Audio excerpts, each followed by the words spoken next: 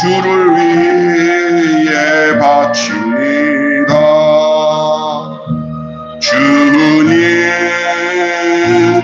주님, 나의 기도를 들으사 영원토록 주님만을 사모하게 하옵소서. 주님 나를 사랑했으니, 주님 나를 사랑했으니 이 몸 바쳐서, 이 몸 바쳐서 주만 따라가려. 주님, 주님, 나의 기도를 들으사 언제까지 주님만을 사모하게 하옵소서. 주님 나를 구원했으니, 주님 나를 구원했으니 소리 높여서 주만 찬양하렵니다. 주님, 주님, 주님, 주님, 나의 기도를 들으사 할렐루야 주님만을 사모하게 하옵소서. 아멘. 네, 오늘은 예레미야 15장 10절부터 21절 말씀을 가지고 도발적인 기도라는 말씀과 함께 은혜를 나누겠습니다. 우리는 계속 예레미야를 주시해 보면서 예레미야와 하나님과의 대화, 그리고 그에 따르는 하나님이 예레미야에게 주신 그 예언적 계시, 그 내용을 또 가지고 예언적 메시지를 전하고 있는 예레미야의 모습을 본문을 통해서 목격하게 됩니다. 그러면서 더불어 예레미야 외에 다른 선지자들, 그리고 하나님의 말씀을 듣지도 않고 예언의 말씀을 어기고 계속 뒷걸음치며 하나님과 멀어져 있는, 그래서 하나님의 진노와 심판을 받을 수밖에 없는 이스라엘의 백성들의 모습을 보게 됩니다. 그러므로 우리는 기억해야 될 것은 이렇게 예언자는 고독하다는 사실을 알 수가 있어요. 대중에게 인기를 끄는 설교자들, 대중들이 좋아하는 수많은 사람들이 설교를 들으면 속이 시원하고 막 희망도 생기고 뭐 정말 이 세상에서 다 될 것 같고, 그리고 세상이 여러분들을 이렇게 나쁘게 두지 않습니다. 당신들은 이 세상에 맞춰서 살면 이 세상은 반드시 당신에게 그 한 대가를 이 세상은 보답해 줄 겁니다. 그러면서 세상을 아주 황금빛처럼 좋은 세상으로 소개하면서 축복을 빌리고 평강을 빌어주는 그런 사람들을 많은 사람들은 좋아해요. 그리고 나오면서 목사님 오늘 은혜 받았습니다. 설교 듣고 나니까 아주 힘이 번쩍번쩍 나고 이 세상에서 살만합니다. 좋은 설교죠. 또 설교를 하는 목사님들이 듣고 싶은 그런 화답의 로망이 바로 그거예요. 목사님 은혜 받았습니다. 오늘 아주 저에게 딱 맞는 말씀을 해주셨습니다. 자, 이것이 대중의 인기를 끄는 설교자들이 대부분 그렇습니다. 여기서 이걸 부정적으로 얘기하고자 하는 얘기는 아니지만, 오늘 예레미야 입장에서 볼 때, 또 예레미야와 같은 이 시대의 상황을 볼 때, 마냥 그러한 대중적인 인기를 끄는 그런 좋은 설교가 정말 하나님이 원하는 설교의 모습일까? 아니면 하나님이 주신 말씀은 이제 이스라엘이 망한다. 너희들이 하나님께 돌아오기 전에는 살 길이 없다. 너희들에게 좋은 날이 있으려고 생각하지 말아라. 너희들은 가슴을 치며 옷을 찢으며 회개하고 주 앞에 돌아오지 않으면 살 길이 없다고 하면서 메시지를 전하면 백성들 다 싫어해요. 또 까네. 또 죄 회개하라고 하는 소리예요. 지금 이 에레미야에게 있어서는 그 시대 에레미야 하나는 유독 다른 선지자와 달리 그렇게 하나님의 경고와 심판의 메시지를 전하니까 항시 에레미야는 외롭고 고독할 수밖에 없었어요.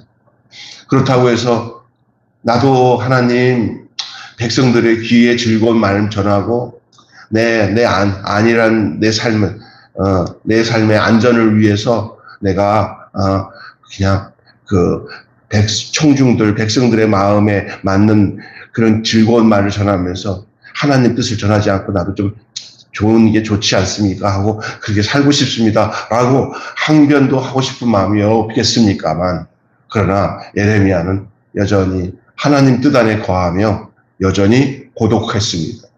어쩌면 진리를 전하는 자는 세상과 타협하지 않고 많은 다수의 사람들과 똑같은 삶으로 살지 않고 살아가는 사람들은 항시 고독할 수밖에 없습니다.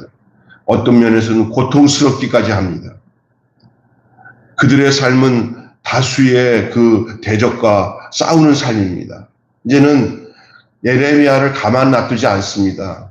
여럿이 몰려와서 막 손가락질하면서 너 그런 식으로 절할 거야? 우리랑 똑같이 안전할래? 이렇게 겁박을 주고 협박을 하고 이런 처지까지 놓였습니다. 군중 속에서 외롭게 견디고 기다리는 삶이 예레미야의 삶, 예언자의 삶이었습니다. 하나님의 말씀은 다수의 대적들을 격동시킵니다. 하나님의 말씀은 여러 사람, 많은 무리들의 마음을 좋지 못하도록 격동시킵니다. 마치 미꾸라지를 어렸을 때 잡아오면요, 저기 뭐라고 그러죠? 양동이에다가 막 미꾸라지를 많이 잡아와가지고 어렸을 때 저도 우리 삼촌 우리 형이 병수야 삽자루 가져와. 삽 가지고 가고 저 논바닥에 가서 어디 그렇게 다 알아 이렇게 구멍 난데 땅을 파요. 그러면 땅 파면 땅 판 사이에 막 밀꾸라지들이 많더라고요. 막 주워다 막 밀꾸라지를 양동이다 막 담아요. 야 신났다 오늘 밀꾸라지. 그래서 봤었다. 근데 조금 있다가 막 밀꾸라지들이 막 난리를 쳐요. 이 양동이에. 다 기억나시죠? 근데 거기에 조금 있다가 더 난리치게 만들더라고요. 소금을 뿌리니. 소금 뿌리니까 막 그냥 미꾸라지가 발악을 하는데 막 그냥 양동이 소리가 날 정도로 바바바바바 하면서 막 난리치더니 조금 지나니까 싹 죽어버려요. 탕을 해갖고 뭘 해먹으려면 소금 넣어가지고 양동이에 있는 미꾸라지가 다 죽어야 그때야 이제 조용히 이제 거기다가 추어탕을 해먹든지 뭘 하든지. 지금 제가 왜 얘기하냐면 예레미야는 소금이에요, 소금. 예레미야가 지금 전하는 말만 소금이야, 다. 그냥 미꾸라지처럼 난리를 치는 거야, 그냥. 막 격동합니다. 여러분, 사람에게 시달리는 일 얼마나 괴로운지 아세요? 사람에게. 특별히 이런 거 있잖아요. 이거는 다른 얘기는 하지만 좋지 못한 경우로서의 예지만은 빚을 져가지고 빚쟁이들이 여기저기 막 몰려가지고 또 와서 한마디 하고 사람 죽는 일이에요.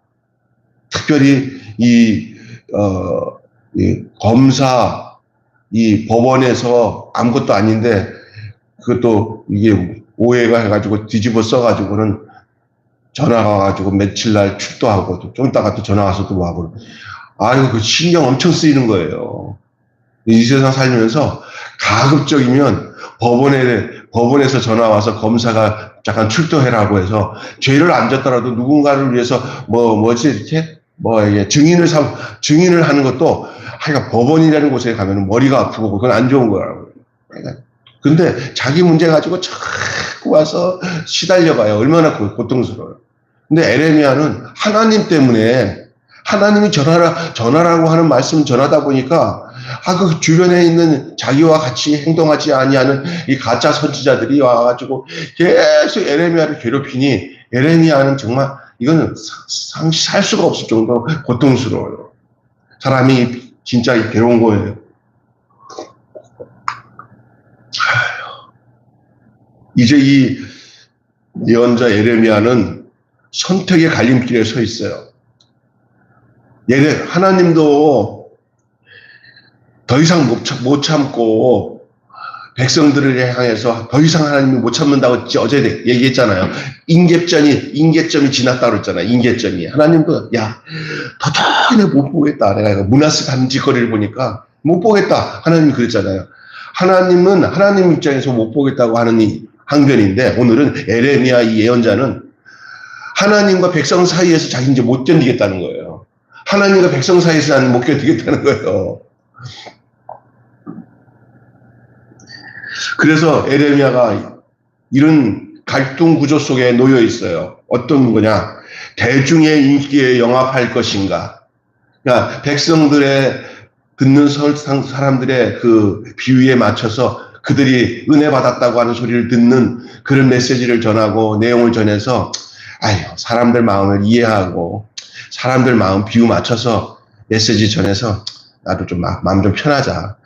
막 난리치는 소리 듣지 않고 그냥 그렇게 하자. 그런 마음 가지고 살 것인가? 아니면 군중 속에서 나 이렇게 외롭고 외톨이 당하며 도리어 막 압박하고 막 겁박하고 막 난리치지만 그냥 하나님 한 분이 하시는 말씀이 옳은 줄 알고 내가 죽는 한이 있더라도 하나님 당신의 괴로움을 내가 안고 살겠습니다 하고 그냥 외톨이로 고독하게 그냥 도리어 고통스러운 그런 모든 협박이 와도 나는 내가 하나님께서 주신 말씀 나는 변치 않고 저들이 귀에서 막 듣기 싫다고 난리를 치더라도 나는 전할 것 전하면서 갈 것인가? 아니면 하나님 뜻 저버리고 이 군중들의 비유를 맞춰서 귀에 즐거운 소리를 하면서 거기에 영합하면서 저 메시지를 전할 것인가? 이 양당 간의 결정을 해야겠다라는 상황이 에레미야의 상황이에요. 언제든지 이게 목회자들, 특히 말씀을 전하는 자들은 이 중간에서 굉장히 괴로움을 당합니다. 그런데 아주 그냥 작정해놓고 백성들의 귀에 즐거운 말만 전하려고 하는 사람들이 있어요. 그리고 또 그것이 진짜인 줄 알고 또 착각을 하고 있어요. 그래서 어떻게 하든지 백성들의 반응이 아이고 목사님 오늘 정말 막 말씀을 들으니까 희망이 생겼어요. 아이고 마음에 난 그거 참 그것 때문에 죄책감이 있었는데 말씀을 들으니까 뭐 죄책감 가질 필요도 없이 그냥 하나님이 내 마음을 위로해줘서 다음에도 또 열심히 죄짓고 나와서 하나님 앞에 회개하면 될 것 같다는 생각이 드니까 내 마음이 얼마나 편한지 몰라요. 이게 얼마나 백성들의 마음을 편하게 해주는데 하나님 보면 이 중간에서 이 주의 종이라고 하는 예언자가 선지자가 얼마나 나쁜 짓을 하는 거예요. 아닌 건 아닌데 어떤 사람이 그러는 거예요. 이 말세지말의 이 기독교는 무슨 역할을 했냐면은 세상에 나가서 더 용감하게 죄짓고 하나님 앞에서 용서받는 그 구실을 만들어 놓은 것이 기독교라는 거예요. 하나님은 내가 언제 그랬냐? 그런 거죠. 그러니까 뭐냐면 이런 말까지 하잖아요. 뭐라고 하냐면 이러면 안 돼요. 괜찮아. 죄짓고 회개하면 돼. 아니 회개하는 게 지 마음대로 되는 건가요? 그러니까 회개할 심상으로 죄짓는 거예요. 회개하면 되는 것이니까 무슨냐? 내가 죄를 넉넉히 져도 내가 회개하면 되니까 죄를 넉넉히 짓자. 이거는 하나님께 있는 내용이 아니에요. 오늘날 이런 메시지로 백성들을 더 많은 죄 가운데 지으면서 세상에서 빛과 소금, 세상에서 번복이 된 거듭난 하나님의 백성으로 살지 못하고 도리어 세상에서 손가락질 당하는 사람들이 뭐냐고 얘기해요. 돌아와서 교회 와서 회개하면 된다고 그래요. 그거 아니에요. 회개 안 돼요. 그건 가짜예요. 어쩌다가 하나님 뜻대로 살지 못해서 자기도 모르는 사이에서 죄를 져가지고 깨닫고는 아이고 하나님 내가 몰랐어 그랬어요. 이래갖고 회개하는 거는 하나님이 혹시 용서해 줄 수 있어요. 그 성경에 있으니까. 아멘. 그러나 죄를 짓기 위해서 목적을 가지고 죄를 짓고는 그 죄에 대해서 하나님 앞에 내가 회개하면 된다는 것은 가짜 교리입니다. 가짜 교리. 우리는 죄와 싸우되 피 흘리기까지 싸워야 될 존재인 줄로 믿습니다. 왜냐하면 죄의 결과는요 하나님과 절단나는 거예요.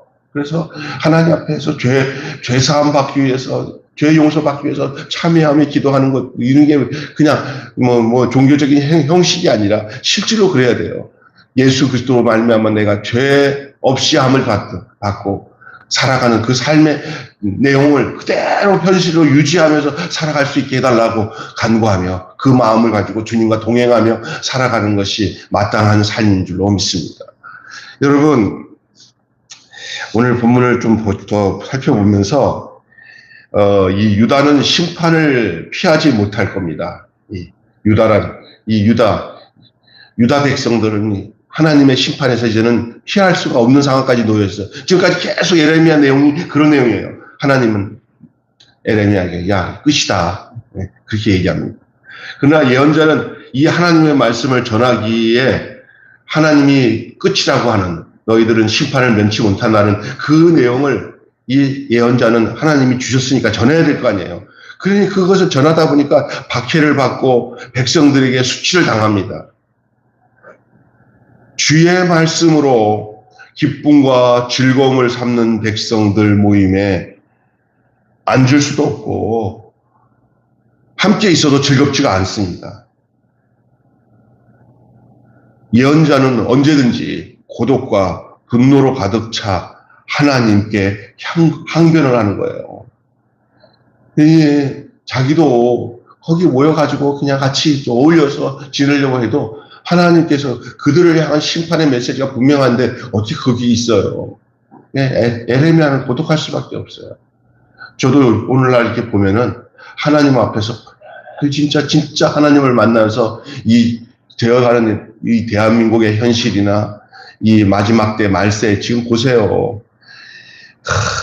교회가 그 역할을 제대로 못하고 있는 그 역사가 뭐냐. 사람들이 다 미쳐가요, 지금.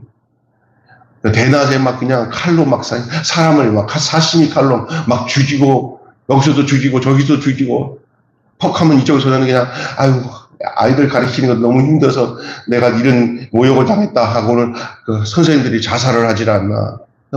또 학부모들은 그냥 그 선생님들한테 달려 들어가고 맨날 막 푸싱을 하고 어렵게 하니까 그냥 그 감당을 못해요 지금요.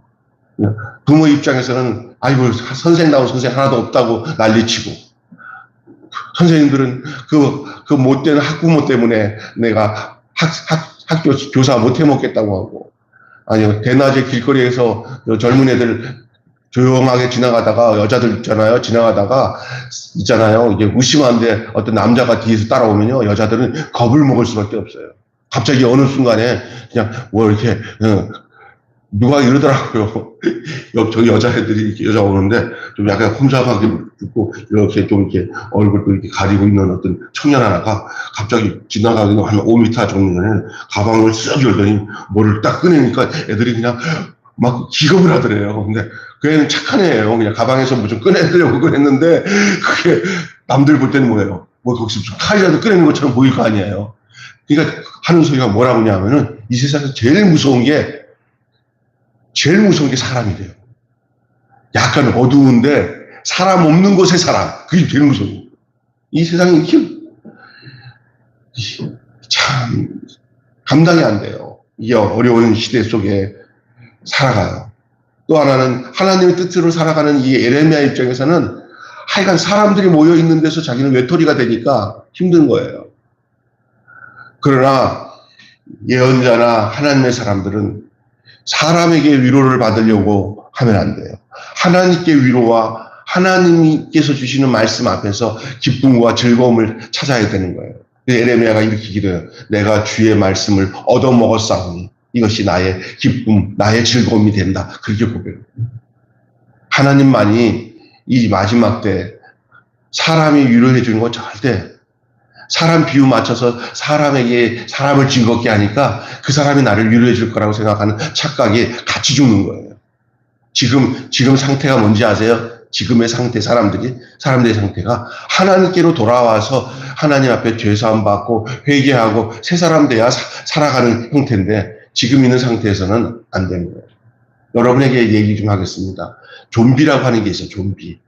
외국 영화 중에 좀비들이 나오는 게 있어요. 이렇게 그 좀비에게 물리면 다 좀비가 돼요. 그래가지고 사람 같지 않은 짐승 같은 사람이 다 돼. 그런 영화들이 많더라고요. 외국 영화도. 우리나라도 그 부산행이라고 하는 영화가 나오는데 보니까 한 사람이 이게 좀비가 돼가지고 이제 여자도 하여간 물리면은 그 여자도 좀비가 되고 물리면은 그 남자도 좀비가 되고 온 세상이 다 좀비판이야. 그러니까 뭐냐면은 거기에 어울려서 같이 미쳐서 살아가려면 다 물려가서 좀비가 되는 게 편해. 사람으로 산다는 게 너무나 무서워. 사람으로 산다는 게 너무나 무서워. 야, 난 이게 아마 지금 에레미야의 상황이 아닌가 싶어. 하나님이 인정하고 있는 사람은 에레미야 하나밖에 없어. 그리고 그 에레미야에게 역할을 준 게 뭐냐면 내 뜻을 전하라는 얘기야. 그리고 내 뜻을 전해서 그 뜻을 받아들이는 그 사람은 좀비된 상황에서 변화돼서 사람이 될 것이라고 하는 그 메시지야. 그러니 손발 들고 주님 나를 부르셔서 내가 주님께로 왔습니다 하면 사는 거야. 근데 어느 누구도 주께로 돌아오려고 하지를 않아. 그리고 돌아오지 않을 뿐만 아니라 도리어 그 돌이키라고 전하는 이 선지자를 대해서 막 공격하고 어렵게 하고 힘들어해. 사는 게 아니야. 군중 속에서 외톨이가 돼서 사는 게 얼마나 힘들지 아세요? 하나님이 신원해 주시고 하나님이 보살펴 주시는 확고한 그 은혜와 믿음과 그 기쁨과 즐거움이 없으면 그거 못 감당해요. 목회자들 그래요.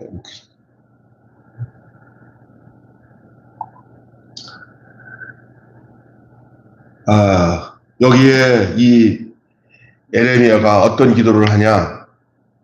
하나님 앞에 막 항변을 하면서 도발적인 기도를 하나님께 하잖아요. 이 예언자는 하나님은 도무지 믿을 수 없는 분이라고 도리어 하나님은 도무지 믿을 수 없는 분이 되셨다고 그렇게 말하는 거예요. 에레미야가 하나님은 믿을 수 있는 분이라고 하는 게 아니라 하나님은 도저히 믿을 수 없는 분이라고.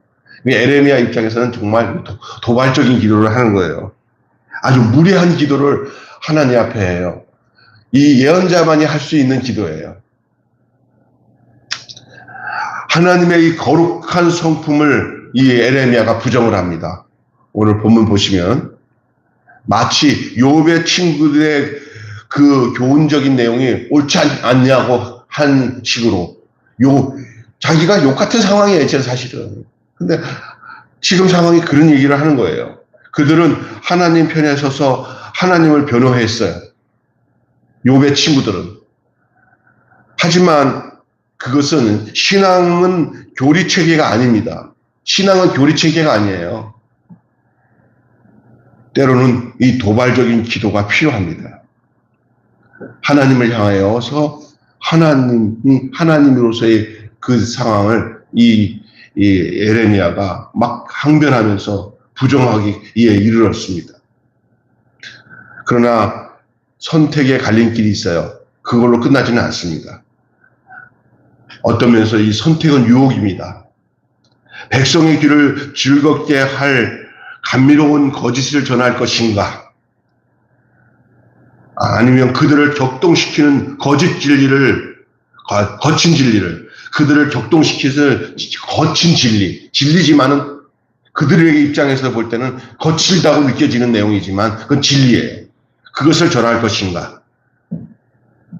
하나님은 이 선지자가, 이 예언자가 그들이 듣기 싫어하는 그 내용을 전한다고 한다면, 그 거친 진리를 선택하고 전한다고 한다면은 이 백성 앞에 견고한 노성이 되게 해주겠다. 네가 저 백성들이 너의 소리 들을 때 막 거칠다고 생각하고 막 항변하고 하는 그 메시지를 너가 지키면은 내가 너에 대해서 노성벽이 되어주겠다. 하나님이 그렇게 약속하는 거예요. 노성벽이라는 게 뭐냐면요, 너를 향해서 막 화살을 쏘고 칼을 찔러도 하나도 찔리지 않도록 내가 막아주는 노성벽이 되게 해주겠다. 다시 말해서 내가 너를 지키겠다. 여러분, 이 세상을 살아가면서 이 응답 속에서 살아가는 저와 여러분이 되시기를 바랍니다. 하나님이 나의 노성벽이 되어주겠다. 오늘 이렇게 말하고 있어요. 그리고 너를 구원하게 해주겠다. 오늘 마지막 부분들, 우리가 읽은 성경 구절의 마지막 부분들 보시면 참 귀한 말씀이에요. 특별히 어떤 기독교 서점의 액자를 볼 때 액자에서 나오는 내용 중에 이런 내용이 있더라고요. 오늘 읽은 말씀 보십시오. 20절부터 21절 같이 한번 읽어볼까요? 내가 너로 이 백성 앞에 견고한 높선벽이 되게 하리니 그들이 너를 칠지라도 이기지 못할 것은 내가 너와 함께하여 너를 구원하여 건짐이라 여호와의 말씀이니라.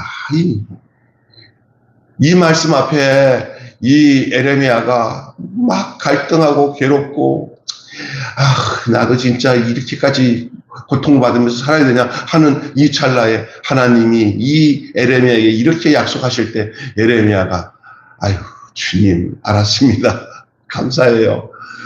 감당할 수 있었던 거예요. 하나님은 이런 하나님이에요. 그는 에레미야가 아까 전에 막 도발적인 기도는 하나님을 믿기 때문에 하는 소리예요. 어떨 때는요, 하나님을 믿으면은 이런 도발적인 기도를 할 수 있어요. 왜냐하면 자기의 그 억울하고 힘들고 그 중간에 끼어서 괴로워하는 이 상황을 하나님 앞에 토로하는 거거든요. 하나님 내 입장이 어떤지 아시죠? 너무너무 힘들어요. 그러니까 하나님이 내가 너 상황 안다. 내가 너의 노성벽이 되어주겠다. 그 말씀을 하시고 21절 보시봐. 21절. 이 말씀이 정말 액자에 딱 보니까 있더라고요. 이게 시작. 내가 너를 악한 자의 손에 건지며 무서운 자의 손에서 구원하리라. 여러분 그냥 막 맹목적으로 그냥 그냥 이 땅에 살아가는 모든 사람에게 주는 메시지가 아니에요. 이건 에레미야에게 하나님이 주셨던 메시지라고 생각한다면 우리는 이런 하나님의 구원의 축복은 어떤 자에게 임하냐?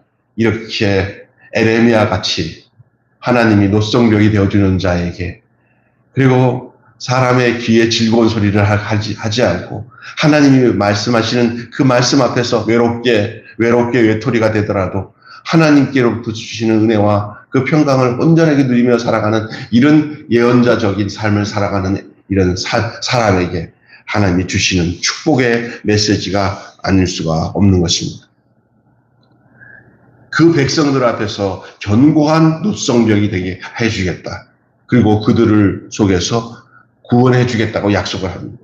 결론을 맺고 마칩니다.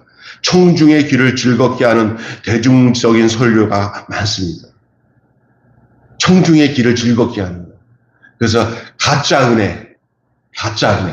예수님의 십자가의 복음이 전해지지 않고 이렇게 달변가로서 막 사람을 설교를 다 듣고 나면은 솔직히 말해서 그런 메시지, 비슷한 메시지는 예수를 안 믿는 김창옥도 예수 믿는 사람이지만, 김미경이나 이렇게 대중에서 연설 잘하고, 이렇게 하는 사람들 있잖아요. 목사님들 못 따라가요, 그 사람들한테. 얼마나 사람을 웃기고 재밌게 잘 전하는지 몰라요. 예? 그런데 목회자들이 그런 이유로 따라다니면서 청중의 귀를 즐겁게 하면서 메시지에 십자가와 하나님의 뜻이나 심판의 메시지나 하나님께로 돌아오지 않으면 살 수 없다고 하는 정확한 메시지는 없고, 이 땅에서 처세술로 잘 살아가는 것에 대해서 교훈을 주는 내용들은 얼마든지 들을 수 있어요. 그리고 그런 사람들이 더 인기가 있어요. 잘 돼요. 그러나 듣기 싫어하는 소리야. 하나님 뜻대로 살지 않으면 망합니다. 하나님께 돌이켜야 됩니다. 인간은 죄 가운데 있으면 망합니다. 돌아오셔서 나를 위해서 십자가에서 죽으신 예수님의 십자가를 믿고 그 십자가의 은혜로 죄사함 받고 구원받아서 하나님의 백성이 되십시오. 그러면 이거 빤한 소리. 아우 지겨워. 안 들어. 그리고 무슨 메시지를 재밌게 하다가 끝마무리에 이런 복음적인 메시지를 전하잖아. 그러면 아이씨 초반엔 좋더니 끝반에 가서 저 소리 하려고 그러네. 심지어 그 명지대학교에 설교를 초청받으신 우리 그 임성택 그리스도대학교 총장님이 명지대학교 설교를 메시지를 청중받아 가서 설교를 하는데 교목시 들어가서 교목이 이러더래요. 목사님 가급적이면요 기독교 용어 빼고요 복음적인 거 빼고요 그냥 아이들 저 학교생활 잘하도록 하나님 의지하는 내용만 살짝 넣어서 너무 좀 강하게 전하지 말아달라고. 뭐하러 그 목사님 불러? 복음 못 전하면. 심지어 그렇다니까요. 어느 목사님이 우리 학교 설교에 갔을 때 채플 예배 끝나고 나면 아이들한테 그걸 다 받아요. 설문지를.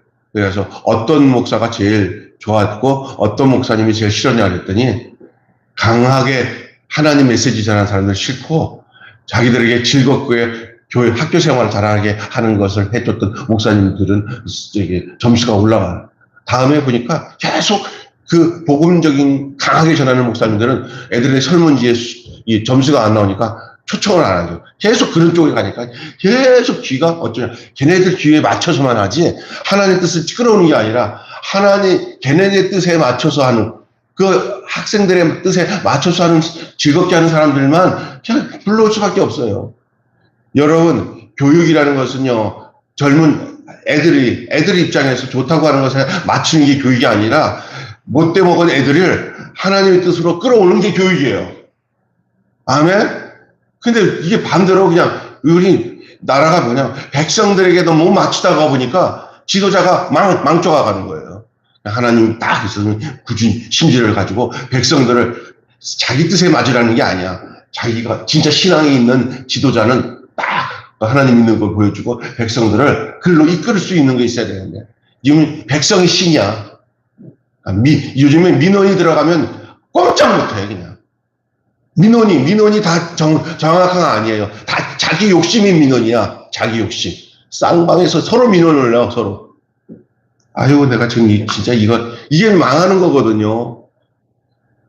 나는 민원에 민감한 목사인가? 하나님의 뜻에 민감한 목사인가? 다시 말해서 대중의 소리에, 백성들의 흥미에, 거기에 맞춰지는 것에 너무 예민하게 반응하는가? 아니면 하나님 뜻을 전하는데 하나님의 그 어미하고 무섭지만은 그러나 그게 진짜 살리는 그 메시지에 거기에 내가 초점을 두는가. 이게 진짜 중요한 거예요. 그러나 요즘에는 그렇지 않아요. 청중들의 귀를 즐겁게 하는 대중 설교자가 넘쳐나는 시대가 아닌 것을 여러분 부정할 수가 없어요. 그런 시대예요, 지금. 청중을 두려워하기에 성경 말씀을 우회적으로 또는 추상적으로 표현합니다. 요걸 강하게 얘기했다면 큰일 나지. 내가 하나님의 말씀을 강하게 해서 성도들이 막 그냥 이를 갈면서 귀를 막고 해도 그게 전할 말씀이 전해야 되는 줄 믿습니다. 그런 교회는 부흥이 안 돼. 세상적으로. 그래서 목사들이 막 거기서 힘들어하는 거예요. 그리고 뭐 마케팅도 하고 뭐 세상적으로 막 해갖고 이렇게 불러 모아가지고 하는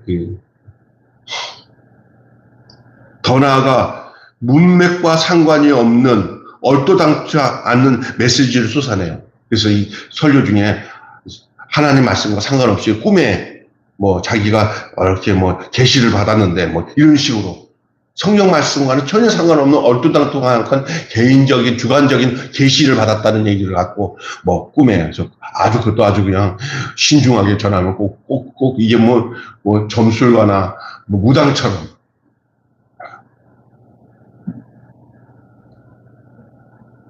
진짜 이 에레미야 같은 예언자 그리고 하나님 앞에 이게 도발적인 기도를 할 수 있는 그런 지도자가 정말 필요합니다. 한마디로 예언자는 대중의 인기에 영합하지 않고 고독한 진리를 전하는 삶을 선택해야 됩니다. 다시 얘기합니다. 하나님 말씀을 맡아 전하는 이 예언적 사역을 감당하는 이 주의 종들, 또 하나님의 백성들 모두가 어떤 세상적인 사람들에 대해서 대중적인 인기에 영합하지 않고 고독하지만은 그 거친 진리라도 그것을 전하며 사는 삶을 선택해야 된다라는 말씀이 오늘 메시지의 핵심 주제가 되겠습니다. 기도하겠습니다. 하나님 아버지, 예레미야서를 계속 말씀을 묵상하는 가운데 정말 인간적으로 마음이 편하지 않은 것이 에레미야였던 것처럼 이 에레미야서를 전하는 주의 종인 목사님들도 이것이 진짜 이 메시지를 전할 때 중간에 껴서 마음이 편하지 않은 상황에 놓여질 수 있지만은 그러나 예레미야는 그 가운데 껴서 하나님 앞에 도발적인 기도를 합니다.